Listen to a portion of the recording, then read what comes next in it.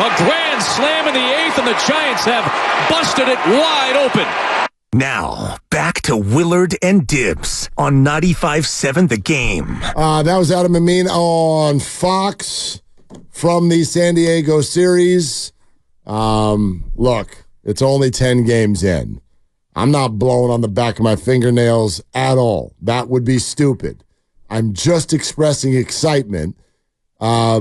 Joe Shasky and Sam Lubman did their special Giants preseason podcast. I was in the car listening. And Shasky asked me a little bit of an interesting question at the very end where he goes, hey, if things are going to go well for the Giants this year, it means who really played well? And I immediately I said, Michael Conforto. Michael Conforto. You did. And he goes, oh.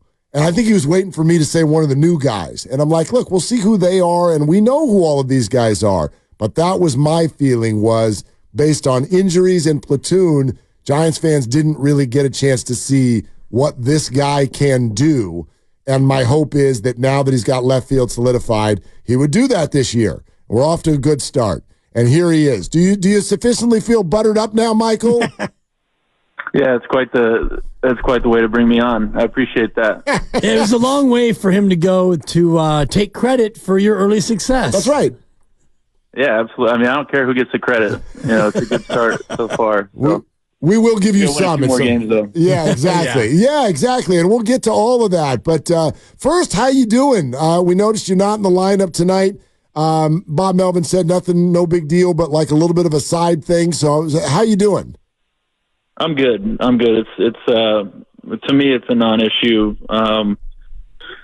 They're being cautious. Obviously we're early on in the season. These side things can be tricky, but I've had them before, and I know this is not going to be something that's going to be a problem for me. It's just a day, and I should be back in there tomorrow. I should be available to hit off the bench tonight. So.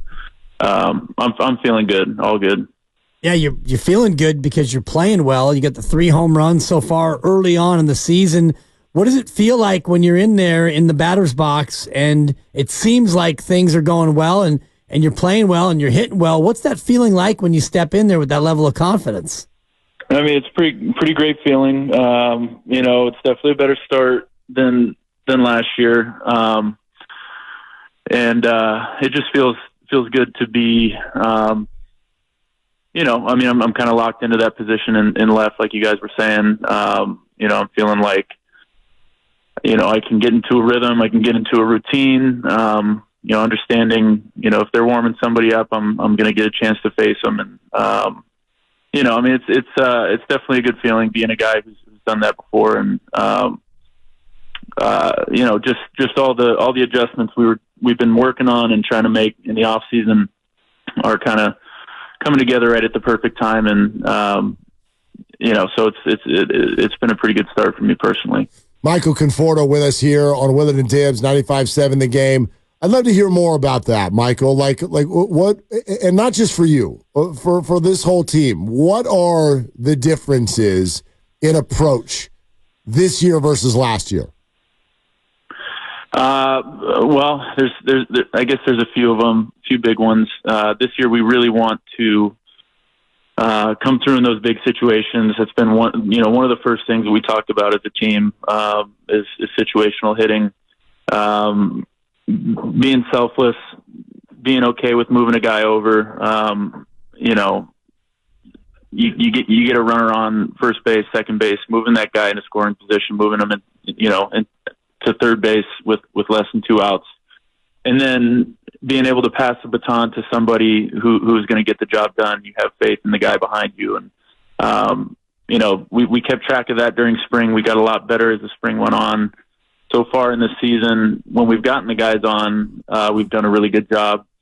And so that's one of the things that, team wide we're really focusing on. And then the other is to be aggressive to the fastball, be able to put the fastball in play, hit the ball hard. I think it all starts from that, and we didn't do that very well last year. So a couple of our focuses, it sounds simple, but at times it can be tough in this game.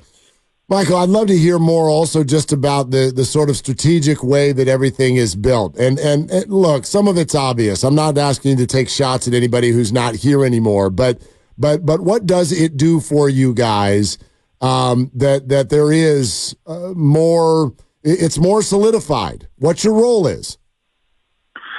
Well, I think a few things. I mean, at least for me, understanding that I'm going to be in there every day makes it a little bit easier to build a routine. I actually think it's a little bit easier to stay healthy when you know what's coming in front of you.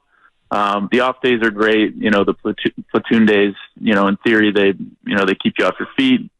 But it can be hard to kind of know when to ramp up and when to, take your foot off the pedal a little bit. And then there's something to be said about seeing the same names in the lineup, letting guys go through their peaks and valleys like we all have in this game. I think most of the best teams in the league, you're going to see the same names out there, with the exception of maybe 2 or 3 guys, that may get switched in and out. But, that's personally, that's how I've the good teams that I've been on have been that way. And, I think that was the idea of building this team. How does your approach change tonight, knowing that you're not in the starting lineup, but you're going to be ready to pinch hit? Yeah, it's a tricky one. I think there's a few things they didn't want me to do today just to give my body a rest. So everything kind of got pushed back a little bit. So, my hitting routine will happen here, maybe in an hour or so, half an hour. I'll keep my body moving during the game, get on the bike. You just pay attention to the game, the game situation, try to anticipate what's going to happen, what the high leverage situations are going to be. And then, just kind of get mentally ready for a big at bat at some point. It's being a guy who likes to play every day and likes to be in the lineup every day. It's, pinch hitting is very, very hard. We got some guys who do it really well on this team, like Slater and Flo. But it's a hard thing to do if you're not used to it. So you just got to get your mind into that mode, coming off the bench cold. And I've got some good guys to talk to about it. So I should be prepared. Michael Conforto with us on Willard and Dibs, 95.7 The Game. Michael, what does it do for the entire clubhouse to see a name like Blake Snell on the mound tonight? I mean, it's huge. 2-time Cy Young winner. That doesn't happen by mistake. You can't win those awards without being brilliant out there on the mound. So many of us have faced him quite a bit. We're very happy we don't have to, this season and hopefully for the future as well. He's got some of the best stuff you're going to see in the world. And, he's obviously he had a short ramp up. So, I think, what we're going to see later on in the season is obviously going to be closer to what we're going to get. But, I think tonight is going to be a really, really fun, first start for him. And hopefully he shows up and just pounds his own and gives us a good chance of winning tonight. I know you guys are from a similar area and around the same age. Do you have history? Did you know each other in the early days at all? Yeah, absolutely. We played each other growing up in the Seattle area. We ran into each other quite a bit. I remember, he was one of those guys that grew like a foot in high school. All of a sudden he's throwing 95 and, he's a first round pick. I think we faced each other in the state playoffs one year. And I know he struck me out at least twice. I definitely didn't get a hit off of him. And so that was kind of early on. And then we would always come back in pro ball and work out in the same area. We worked out together a few times. We always said what's up to each other. When we play each other, out in New York or Tampa or San Diego, So yeah, we've kind of bumped into each other for a while. It's really cool that we get a chance to, to play together now. He's an awesome dude, and obviously he's a great pitcher. So we're happy to have him. Yeah, just another great addition in a off season where it seemed like there was a lot of new faces coming into the clubhouse. What's it been like this year in contrast to last year with so many new players coming in and you being a guy who's been around here now longer than maybe 5 or 6 other guys on the roster? Yeah, I mean it's completely different. Obviously last year I was the new guy coming in, learning everybody's names and just clubhouse staff, front office, analytics staff, everybody. And so kind of having that year under my belt, feeling, more like I'm at home here has been great. And then welcoming in these guys to a great organization and kind of, showing them all the things that I had to learn as they come in. It really is a great organization over here. There's so many great people who take care of us. So, it's been great, having Jung-Hoo and Chappie and Snell and Robbie and, it feels like the list goes on and on. So, a lot of really, really talented guys coming through this clubhouse now and a lot of experience. So it's definitely a different feeling. Yeah, Michael, I mean, I wonder if you could tell our listeners what they don't know about this team, because we're only 10 games in and there are a bunch of new faces. Like, we haven't hit our stride here in the early part of the season. And I don't think there's any reason to panic. I think with the experience that we have, the bats are going to show up. The pitching is going to continue to get better as guys get healthy. We're going to start playing better baseball. There's been some funky mistakes. I've been guilty of it as well, with some crazy base running and some things that you're just not going to see as we settle in. I think it's going to be a pretty clean brand of baseball. And, we got some great leaders on this team too. I mean, bringing in Chappie, he's a natural, kind of leader. He's going to lead by example. He's going to be vocal. He's going to play as hard as he can, no matter what the situation is. And I think that's it's a pretty valuable thing from a guy who's, he's making a lot of money and he's been around for a while, just to show, the attitude that you show up with every single day. I think is really important for a winning team.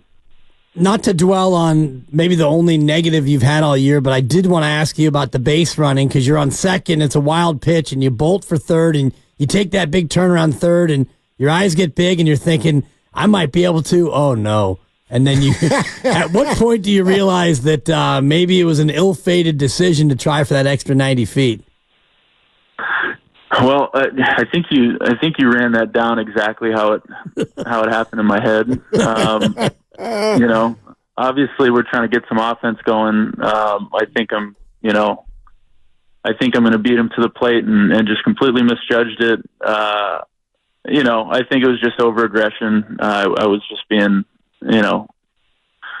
trying to do too much. And kind of did the opposite of getting some offense going, taking that situation into, from second and third, nobody out to run around second, one out, completely changes it. So, I think, as I said before, that's the kind of stuff that you're going to see in the beginning of the season and not in the end of the season. We're going to get that stuff ironed out and play better baseball.